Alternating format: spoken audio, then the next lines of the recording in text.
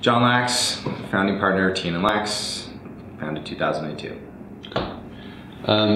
John, when I met you at OwnerCamp, one of the things that struck me about your leadership style is that you're probably a little bit on the rebel side of the curve.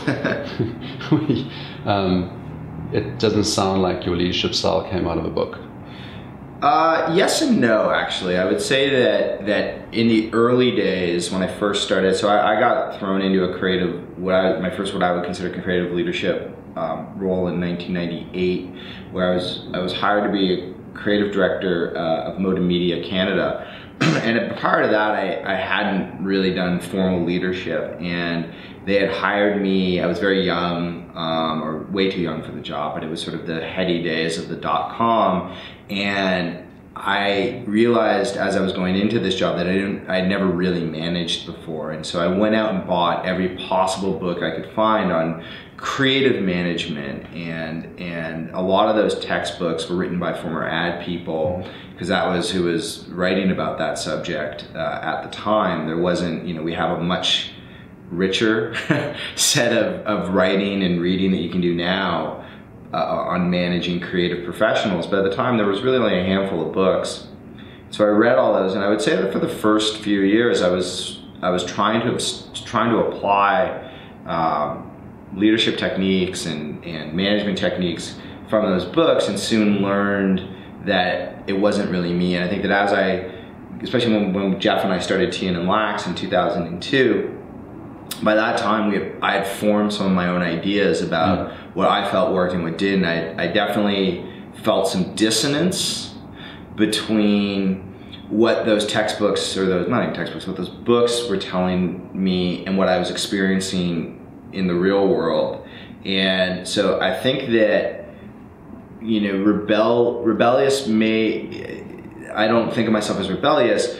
I think that what I've done is sort of internalize some ideas I have about management, creativity, how to deal with people, how to run a business, and I have very strong opinions about those that I'm pursuing, kind of independent of other forces. And that may come across as being rebellious, but I think it's just trying to be honest. I mean, Jeff and I, when we founded the company, one thing we said is our goal was just to create a company that we wanted to come to work at every day, and that we'd then find other people who agreed with those ways of looking at the world. Right.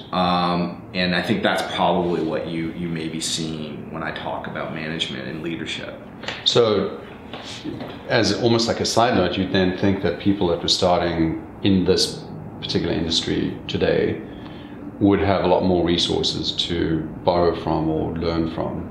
Oh, I think there's a few things that have happened over, since when I started. One is obviously the breadth of writing and access to information on the internet has grown exponentially. I mean, the things that I was reading, I was buying books off Amazon, right? And I think now you can go into in our field, smashing just the UX mags of the world, the smashing mags of the world. They're writing .net, .net, sorry, Net Magazine. They're writing articles, every few weeks about management, what we've learned about motivation, what we've learned about creativity. There's a lot more research and understanding of it, and I think that as the discussion of the business value of design has been elevated in the late 2000s, along with that came a lot of writing and thinking about how to manage design, how to manage the process, how to manage design people. So there's just a much greater body of knowledge that's there. Some of it exists in books, but a lot of it just exists in articles, right? Blog posts, writings, pieces on Medium, there's just way more out there. Yeah. So which of the things that you thought would work didn't work out, and that maybe ended up being a mistake or weren't applicable? I think that there was a lot of stuff at the time about how to get creativity was about brainstorming and almost procedural, that there was this series of steps that you could manage creativity through. And I think that what I didn't understand at the time was that while there are things that kind of work and things like that, really what you need to figure out is it's your job to create a framework or a place for creativity to happen, but not really to impose your will on it. And I think I tried to impose my will on it too much, and what ended up happening was, especially for a personality like me, I would sort of come into rooms and what we describe suck all the oxygen out of the room, right? And it became about dominant voices as opposed to, or about the process. And no, we need to do this now, and this is the step now. Let's do this game, let's do this activity. And I think what I've learned, and I'm still, I'm not by no means am I expert at this. I'm getting something to work on continuously. Is learning how to create a place where creativity happens rather than a system for creativity. And what I've learned personally, at least what works for us, is a lot of it starts with having values that are very specific, like that you understand what you value, and then you create a culture that values that. And then if you do that, sort of creativity and ideas sort of flourish inside of that world. And so it's a much sort of softer hand than I think I initially came in with. I thought about it as managing creativity, and you realize that that's sort of an insane way to do it. Or just I never figured out how to do it in this very imposed way. So the place that you're talking about obviously is both physical and cultural. Tell me a little bit about the culture here and the physical space and all that, how those things work together to create that framework. Yeah, so what Jeff and I, once again, these were some foundational ideas we had about we said, well, we want a company that we want to come to work at. And when we asked ourselves, what do we enjoy doing? There was really, one of the conclusions we came to very early on was that we wanted to make the work that we did really the centerpiece, and say, look, at the end of the day, there's a lot of distractions in this business, and if what we're going to value above all other things is the work that we do. We want to do work that's interesting. We want to do work that we think people are going to use. I think that when Jeff, I know for myself, and I'm sure Jeff would say something similar, and all the principals here would have a similar story. The charge that I felt the first time in 1994 when I coded a web page, I put it up, and then I checked the log file and saw like 100 people had looked at it or had used it, had accessed it. I think I've been sort of chasing that dragon ever since, like wanting that charge, and that's what I like doing. I like creating things that ultimately go into the world, and then people get value from it. People go, wow, that was amazing, or that, I really enjoyed that, or I used that thing you made and it made my life better in some way. And I think that for us was this very formative thing that we wanted to continue to do at greater and greater scale.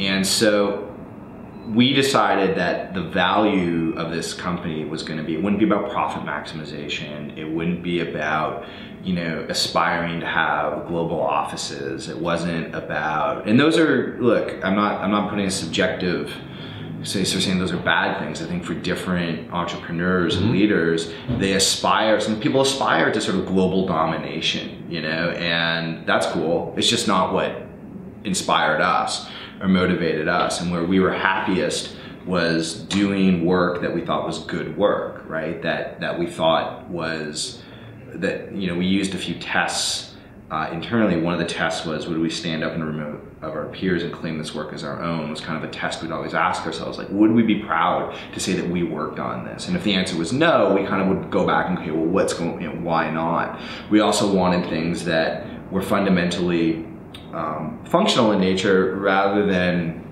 storytelling or emotional. Like advertising was less interesting to us.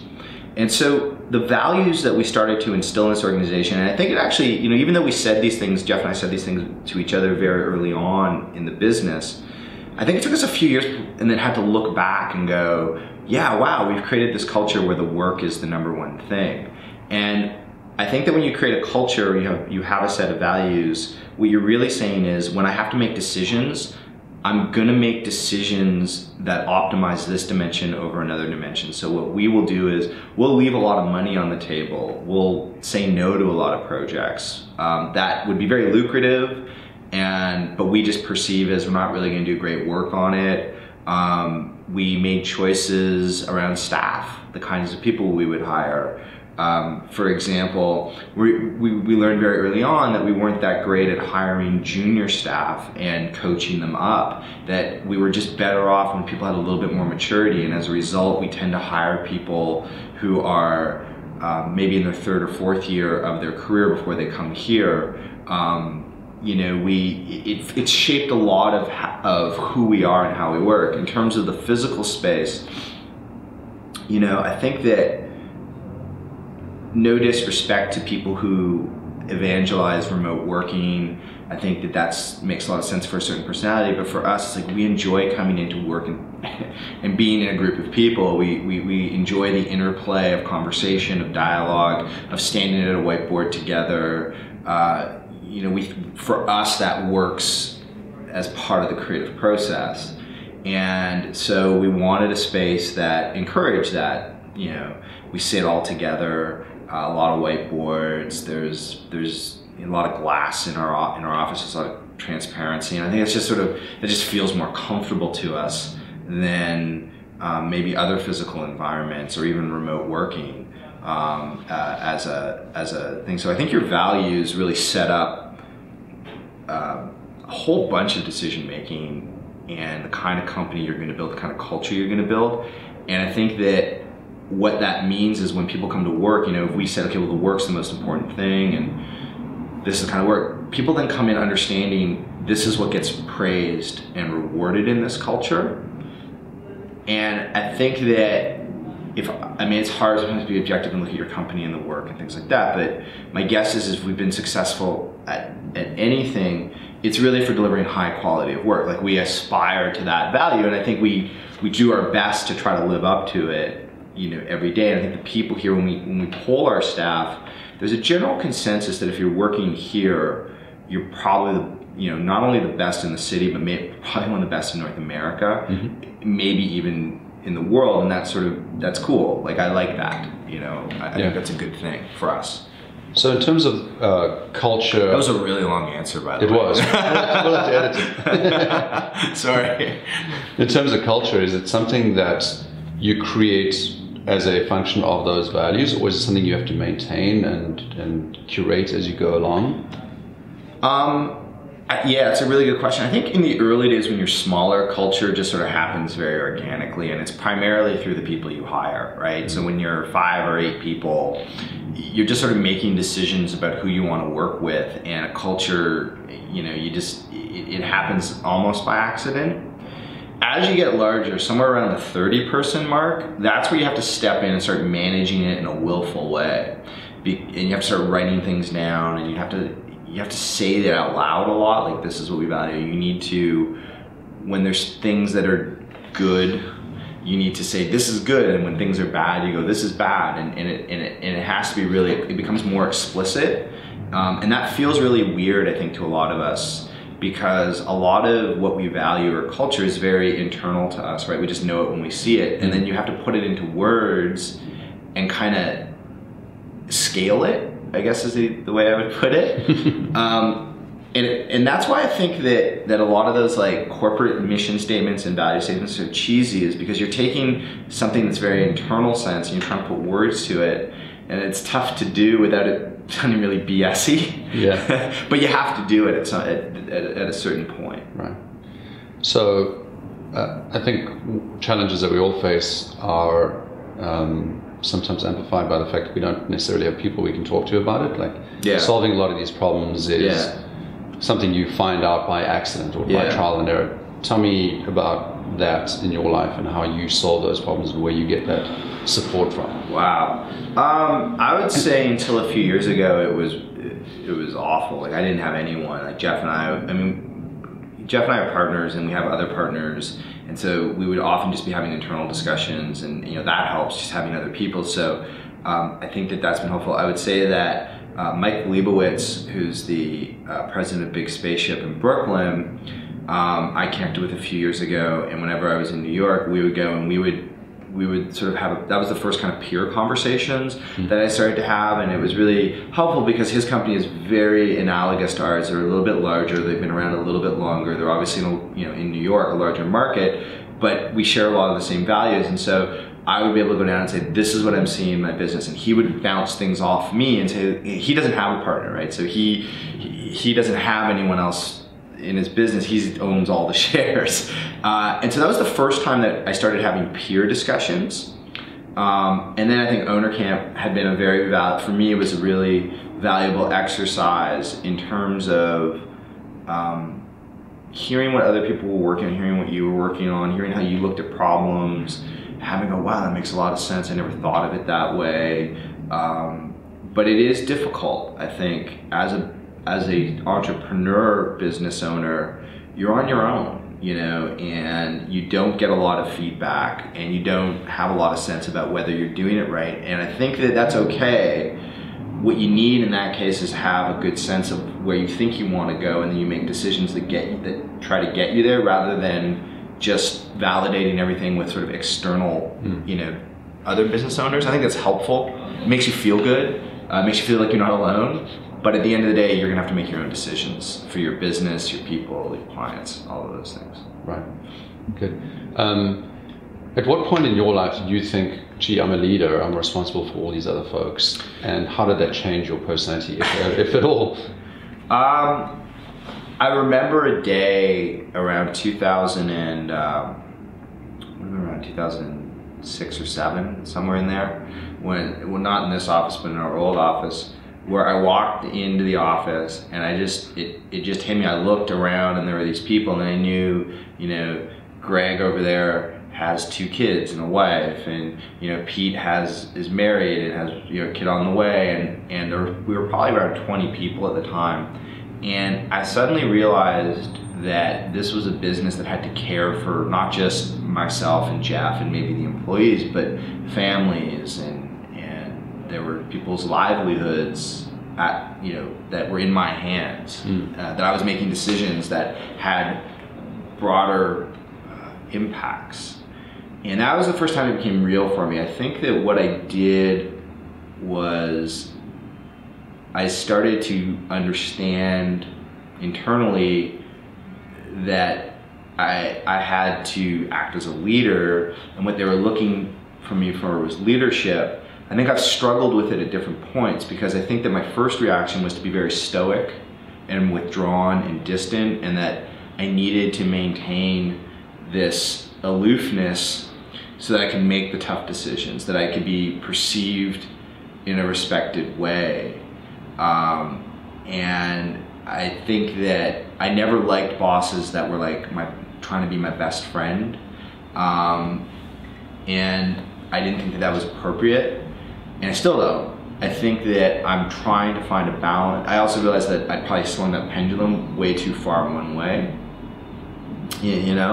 and trying to find a balance where I take this seriously. I'm making decisions that need to be made for the health of the business, for everyone, that it's like personal, but simultaneously not being so abstracted and cold and aloof that I'm unapproachable. And I think that's a tricky balance. I think some business owners, especially entrepreneurial ones, are probably too friendly with the staff.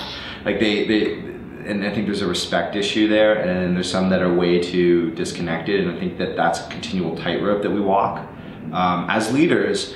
And I think that the other thing too is that the biggest challenge for people going into a leadership role is really that transition from being the best player on the field to being a coach, and that is a transition that I think people need to acknowledge that you may not be able to make. Right? I think that we tend to get in this business in the creative profession because we're really good at what we do, right? And then because we're really good at what we do, people start hiring us, and we need to get help, so we hire other people to help us do that. And eventually your job switches to be, I don't have to be the best designer in the company. What I need to do is make all these other people really great designers. And it's just a very different set of skills. And I think that we're learning in ourselves that it's okay for some of us to say, I'm just not a great coach. it's just a different set of skills and motivation and understanding how to encourage and nurture someone, and understanding that leadership from a management standpoint is something you have to work on very specifically. And I think that's misunderstood in this business a lot. Yeah. So one of the things that's interesting from a personal point of view is how people like us find work-life balance. How do you take care of yourself?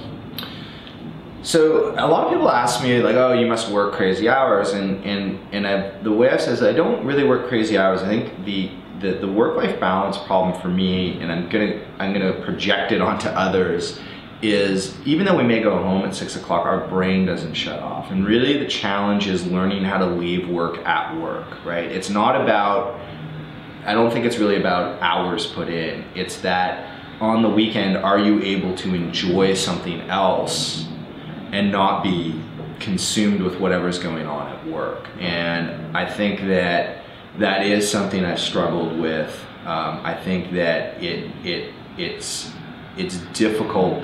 It's a skill to learn how to just say, for the next 5 hours, I'm gonna be present in this other thing, whether that's skiing or going out with your friends or, sport, things that so for me personally, I work out with a trainer twice a week and sometimes 3 times a week. And that's really important because in those moments I go and someone makes all the decisions for me, right? That's what I pay him to do, is lift that, push that, and I don't make any decisions. Like I don't even know. I've worked out with this guy for like 4 years. I don't even know what I can bench press. I just he's like, lift that, and I'm like, okay, let's do that. And I find that a really important, I mean, obviously the exercise relieves stress and has benefits, but psychologically it's really, really important. I've tried to keep that very sacred in my schedule, where I just, it's at 5:30, I'm leaving here at 5 to go to the gym to do that. I would say that's one thing that I do. I said that I've been learning guitar over the past years. Once again, I work with a teacher. He gives me things to work on, and so one way that I deal with it is I give myself things where it requires my attention and focus for mastery, and that is something that's been good for me. I think I do need to take probably more vacations and learn how to shut off. But yeah, I don't think, like I said, I'm just gonna reiterate the point. I think people often talk about work-life balance and they put it in terms of time at the office, and I don't think that's what it's about. It's about, can you leave the office and your brain can give its attention to, if you have kids, to your children, to your spouse, your girlfriend, boyfriend, even just to yourself. I don't do it, but I can understand why meditation or mindfulness becomes a very important skill for a lot of people nowadays. They're starting to use that as a technique.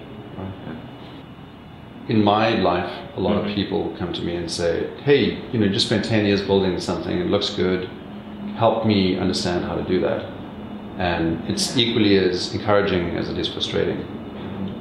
If you were to be approached by somebody today and they're on that path, right, and moving towards something interesting, right, what's the direction you give? What's the advice or the mentorship you? I think the most important thing is having a point of view, right? Is having some ideas for yourself that set you on a path. And while not understanding specifically how you're going to get there, saying, I have some ideas that I want to explore in the business. So for example, like I said before, for us, we like, hey, let's build a company that we want to come to work at. Okay, what does that company look like? Well, it's very focused on design. Those are things we think are really important.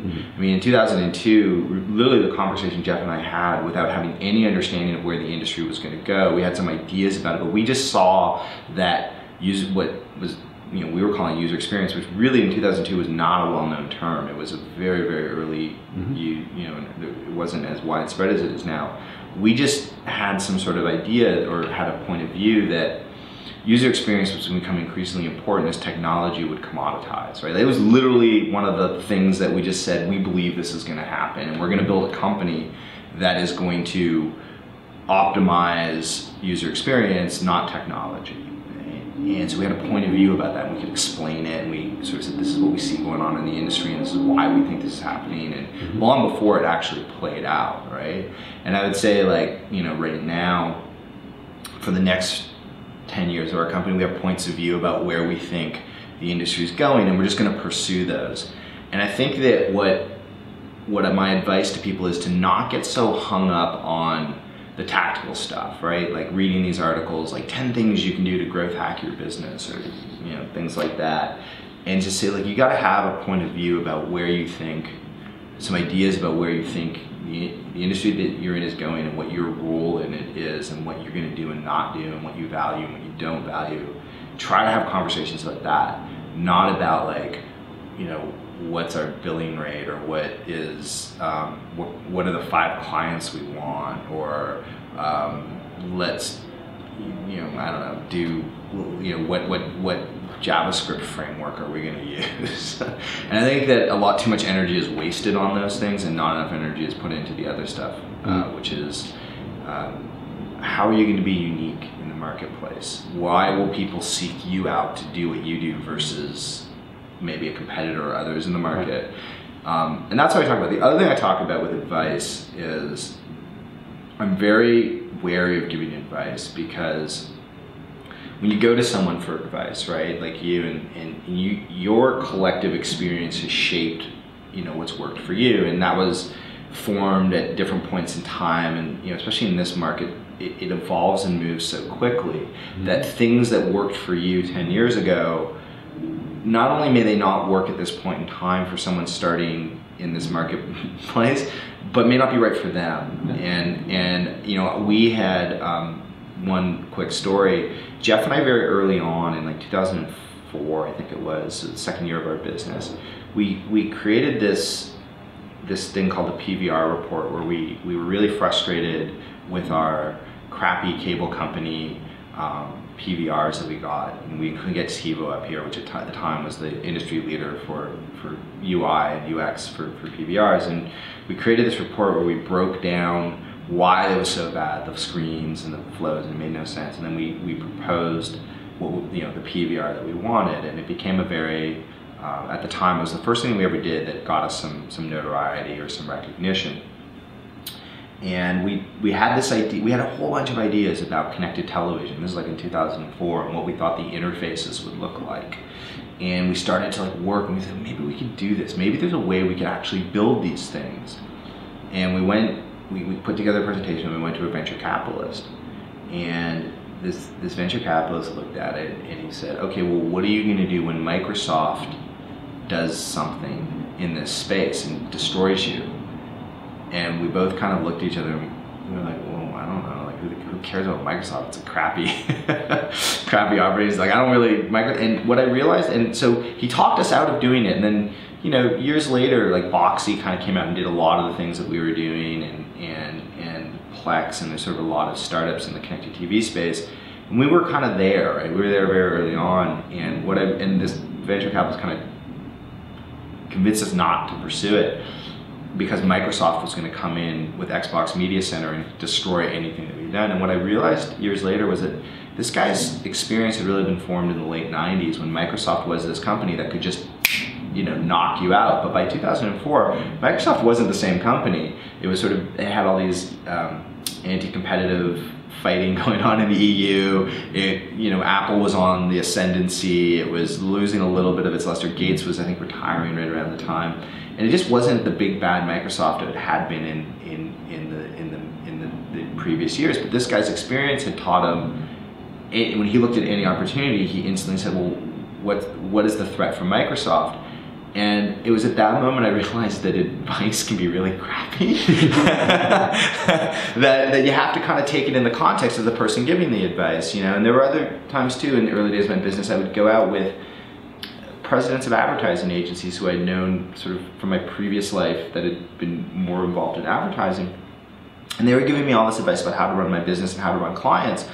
And I would listen to it, and I was like, I don't think that's true anymore, you know. And they were really basing their advice that had worked very well for them, but it had been sort of shaped for a different era. And I'm always very conscious of that when giving advice. That's why the advice I tend to give is not very practical advice in terms of do this, this, and this. It's more, you just need to have a point of view, and then you're going to pursue that point of view. That sort of transcends time, I guess, or the current market space. So the disclaimer for this interview is listen to the entire interview and then go and do your own thing. Yeah, well, or what I would say is the only thing I can kind of abstract that's worked for us is having some points of view that made sense to us, and that those, like I said, you know, we wanted to build a company that was, you know, based on the work. We wanted to, we were just really interested in making things that people used, and we weren't that prescriptive about how that was going to happen. And whenever we make decisions, we just kind of go,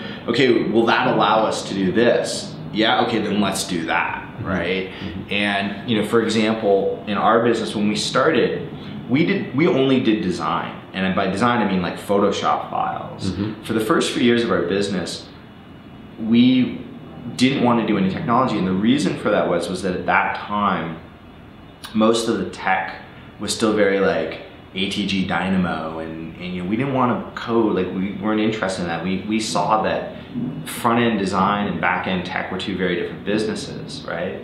And for a long time, we were able to design really good systems and hand it to IT groups, and they would tear it apart and then rebuild it in whatever system. And then over time, we saw our work get bad. It wasn't being translated in the way that we wanted to. And we slowly started doing more and more code. And now we do a lot more up and down the stack, because the technology has evolved to a point where we're not messing in ATG Dynamo systems anymore, right? We do things in much more modern ways, more nimble ways. And the only reason we're doing more tech up and down the stack is not because I want to like pursue, you know, higher billings or diversify our offering. It's because it does better work. It's because if we can control the means of production, we can control the quality. Right. And so we made those decisions to get better at technology entirely based on because it made the work better. Right? Now, it had some other benefits in terms of billings and the financial element of it, being able to unlock customers who wanted us to help them more in a more fulsome way. It had all these other ancillary benefits, but the initial decision was entirely about the quality of the work. And so that's what I mean by by using a point of view to shape your decision making. Yeah. Good. Cool. Jon, this has been excellent. Thank you very much for your time. Awesome. Thank you.